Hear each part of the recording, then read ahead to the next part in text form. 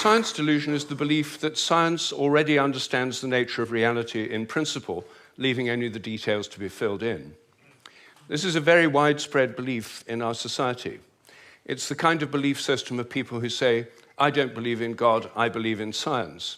It's a belief system which has now been spread to the entire world.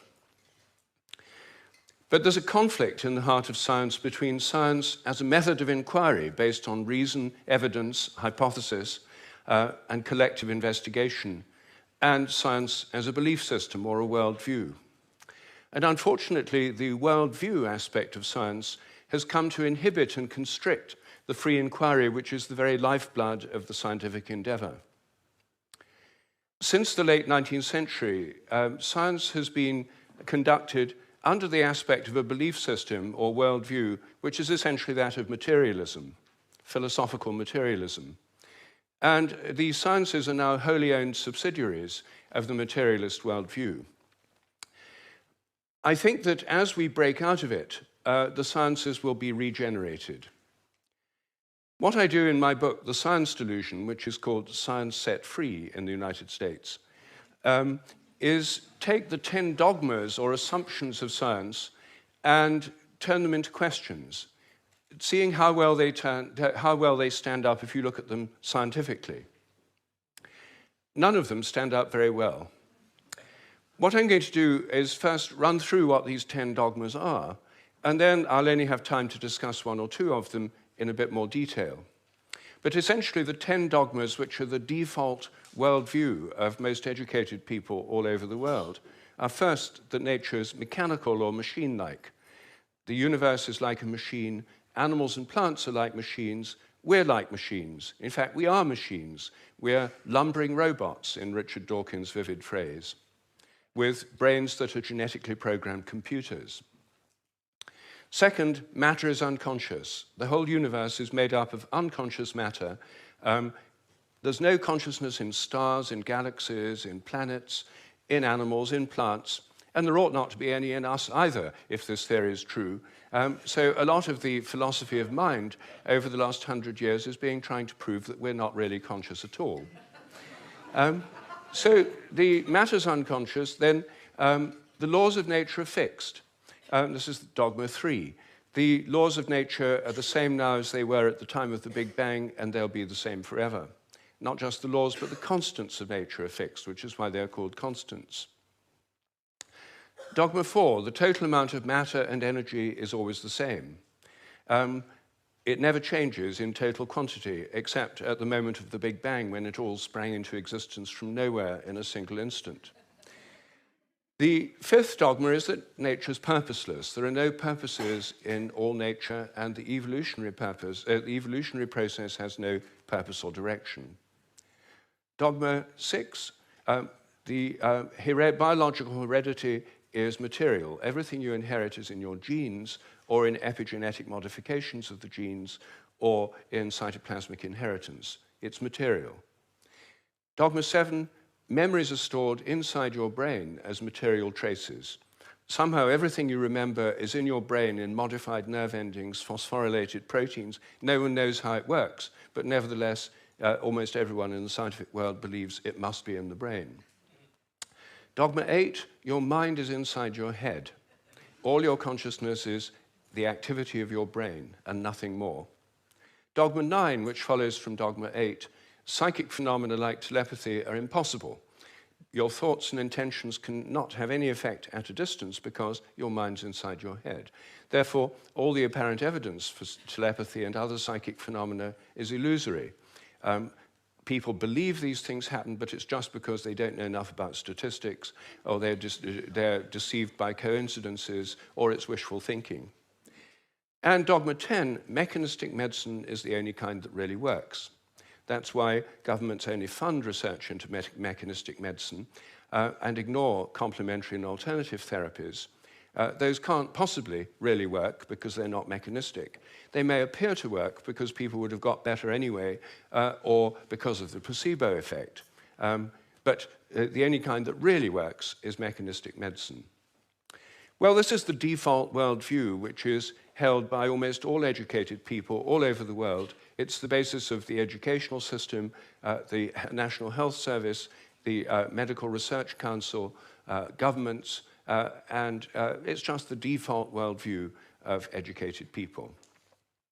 But I think every one of these dogmas is very, very questionable. And when you look at it, they fall apart. I'm going to take first the idea that the laws of nature are fixed.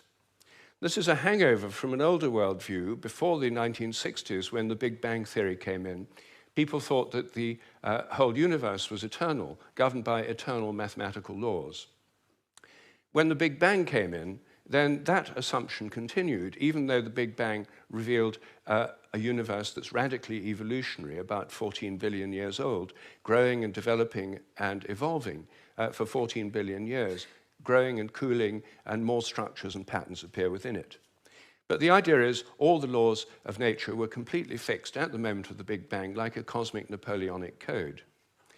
As my friend Terence McKenna used to say, modern science is based on the principle, give us one free miracle and we'll explain the rest. And the one free miracle is the appearance of all the matter and energy in the universe and all the laws that govern it from nothing in a single instant.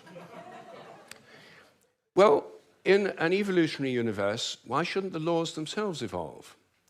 After all, human laws do, and the idea of laws of nature is based on a metaphor with human laws. It's a very anthropocentric metaphor. Only humans have laws. In fact, only civilized societies have laws. As C.S. Lewis once said, to say that a stone falls to earth because it's obeying a law makes it a man and even a citizen. It's a metaphor that we've got so used to, we forget it's a metaphor. In an evolving universe, I think a much better idea is the idea of habits. I think the habits of nature evolve. The regularities of nature are essentially habitual. This was an idea put forward at the beginning of the 20th century by the American philosopher C.S. Peirce.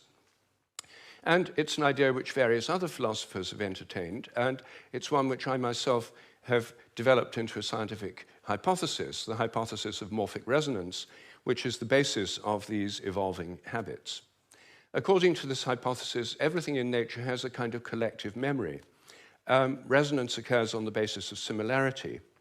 As a young giraffe embryo grows in its mother's womb, it tunes in to the morphic resonance of previous giraffes. It draws on that collective memory. It grows like a giraffe, and it behaves like a giraffe because it's drawing on this collective memory. It has to have the right genes to make the right proteins. But genes, in my view, are grossly overrated. They only account for the proteins that the organism can make, not the shape or the form or the behavior. Every species has a kind of collective memory. Even crystals do.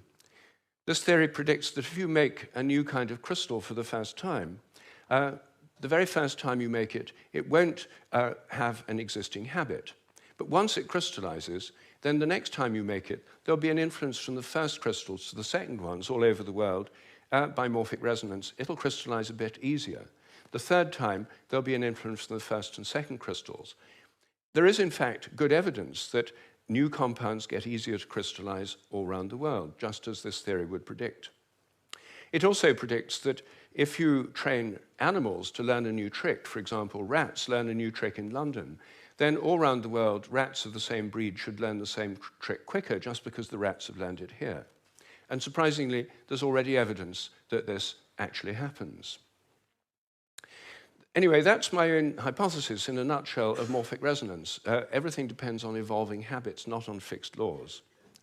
But I want to spend a few moments on the constants of nature too, because these are, again, assumed to be constant. Things like the gravitational constant, the speed of light, are called the fundamental constants. Are they really constant? Well, when I got interested in this question, I tried to find out. They're given in physics handbooks. Handbooks of physics list the existing fundamental constants, tell you their value. But I wanted to see if they'd changed, so I got the old volumes of physical handbooks. I went to the Patent Office Library here in London, and they're the only place I could find that kept the old volumes. Normally people throw them away when the new values come out. They throw away the old ones. When I did this, I found that the speed of light dropped between 1928 and 1945 by about 20 kilometers per second. It's a huge drop because they're given with errors of only fractions of decimal points of error. And yet, all over the world, it dropped, and they were all getting values very similar to each other with tiny errors. And then in 1945, it went up, 48, it went up again. And then people started getting very similar values again. I was very intrigued by this, and I couldn't make sense of it. So I went to see the head of metrology at the National Physical Laboratory in Teddington. Metrology is the science in which people measure constants. And I asked him about this. I said, what do you make of this drop in the speed of light between 1928 and 1945? And he said, oh dear, he said, you've uncovered the most embarrassing episode in the history of our science. So I said, well, could the speed of light have actually dropped? And that would have amazing implications if so. He said, no, of course it couldn't have actually dropped. It's a constant. So, well then how do you explain the fact everyone was finding it going much slower during that period? Is it because they were fudging their results to get what they thought other people should be getting, and the whole thing was just produced in the minds of physicists? We don't like to use the word fudge. I said, well, what do you prefer? He said, well, we prefer to call it intellectual phase locking.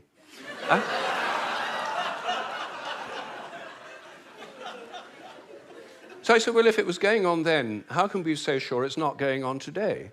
And that the present values are produced by intellectual phase locking. And he said, oh, we know that's not the case. I said, how do we know? He said, we've solved the problem. And I said, well, how? He said, well, we fixed the speed of light by definition in 1972. So I said, but it might still change. He said, yes, but we'd never know it because we've defined the meter in terms of the speed of light. So the units had changed with it. So he looked very pleased about that. They'd fixed that problem. But I said, well, then what about big G, the gravitational constant known in the trade as big G? It's written with a capital G, Newton's universal gravitational constant. That's varied by more than 1.3% in recent years. And it seems to vary from place to place and from time to time. And he said, oh, well, those are just errors. And unfortunately, there are quite big errors with big G.